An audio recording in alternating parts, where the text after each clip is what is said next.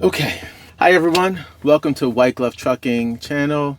My name is EJ Anderson, long haul truck blogger, and today we're going to be talking about the New York City air and noise idling violation. So, what is a New York City air and noise idling violation? How do you get it? So, basically CNBC did a great news article on this. And they basically said, New York City's cracking down on idling, and the way that they're going to enforce this is they have 75 inspectors that are going around the city trying to see if you're idling. But also the main thing they do is they are paying citizens to go out and record you idling using their phone, and then they're getting, compensated for it. So in the article they had talked about people, people are serious about this. They're going out of their way to get us idling. So one lady said, "Oh yeah, I just get a 5 on my way to work every morning. So easy." And one guy said, "Oh yeah, I try to look inconspicuous. I just look like I'm on my phone trying to look inconspicuous." And then one other guy said, "Oh yeah, I've got $62,000 so far." He was like, basically he's done it so much he's gotten $62,000. It's basically a side gig for these people. So how can we actually idle legally in New York? Well, there's two ways. One, you have to be either loading or unloading. And then the second way is you have to be in a process.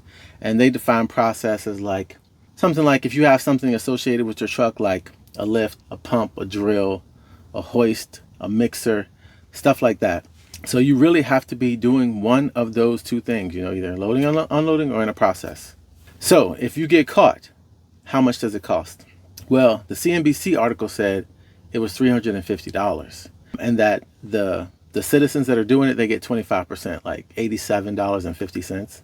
But online on the New York City Department of Environmental Protection website, it actually said the maximum for a first offense could be $1,000, the maximum for a second offense could be $1,500, and the maximum for a third offense could be $2,000. So $350, $1,000. I don't know what constitutes getting the $350 versus the $1,000 for your first time. So this is how I got my violation. I was visiting New York City. I was going to a basketball game, my niece's game. Got to my normal parking spot in the Bronx. And on this day, it was hot. Parking was a chore. And I got to the spot, had to wait for the traffic to go by. Got a little bit in, waited for more traffic.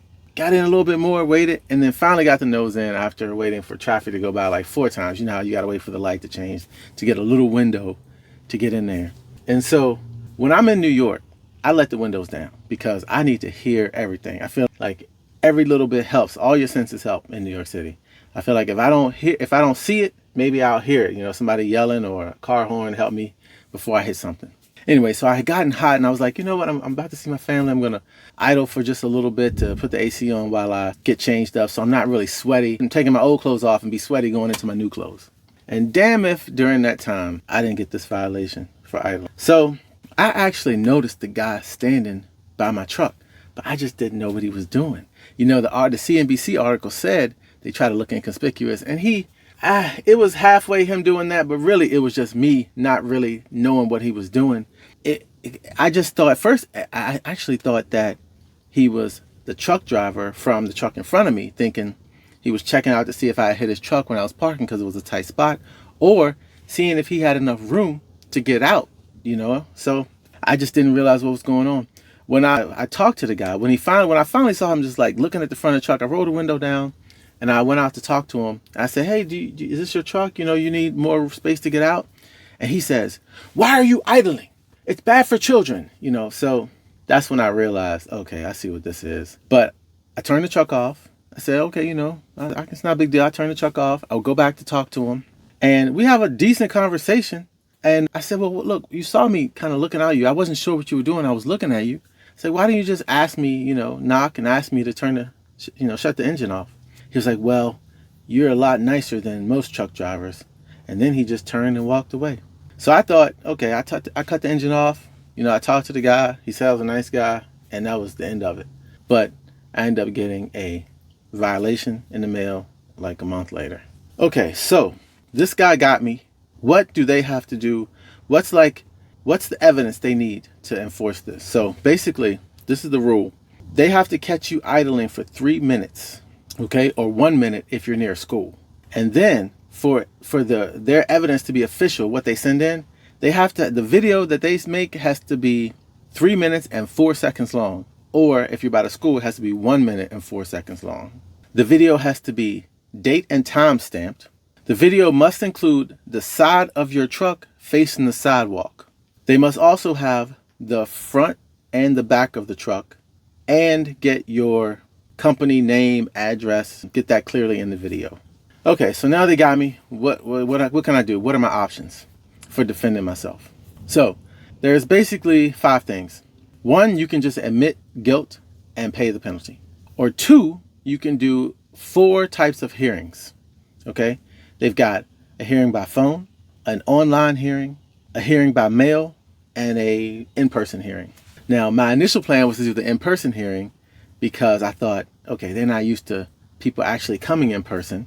Maybe the inspector, the guy who got me, wouldn't even show up. And kind of like when you're dealing with the police officer with a speeding ticket, if the officer doesn't show up, you can kind of, get away with it or, get off.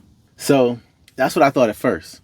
But on their website, on the New York City's, like the hearing office website, they said that for in-person hearings, the vast majority of them are done over the phone. And you're only going to get an in-live person, like rare. It's rare.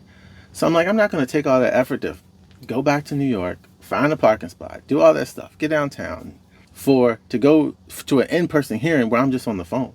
So I don't think it's worth it. So I decided to do the online hearing, which is basically you go online, you put in your information, and you do a form. Like you basically write a letter into a form online and submit it. Now, when I look closely at my paperwork, my license plate wasn't exactly right. They had the numbers, but they didn't have the letters that go behind the numbers. So I don't know if it's a situation where, they made a mistake, throw it out. So I put that in my letter. First I stated my case on, being in New York, not typically idling, I wasn't there for very long, etc. And then after that, I said, well, and additionally, my license plate was incorrect on there. It wasn't complete. So I requested they throw it out based on those 2 things. We'll see. In my experience in New York City, y'all, I'm sure if you have never dealt with New York City, you are just a number. And that's in the extreme. They got so many people, they just do not have time to make a special consideration for anybody. So I have no faith that this will I'll actually get out of this, but I'm trying. We'll see what happens. And I put it in my blog post, the first part, so you can look at like exactly what I wrote in my letter. You can go look at all the information, and then once I get my verdict or whatever, I'll revise it and do a part 2, or I'll just edit it in. So that's how I handled my New York City air and noise idling violation. All right, guys. Well, thanks for tuning in. Like I said, I'm EJ Anderson, White Glove Trucking, long haul truck blogger, living my best life through trucking and trying to help you do the same thing.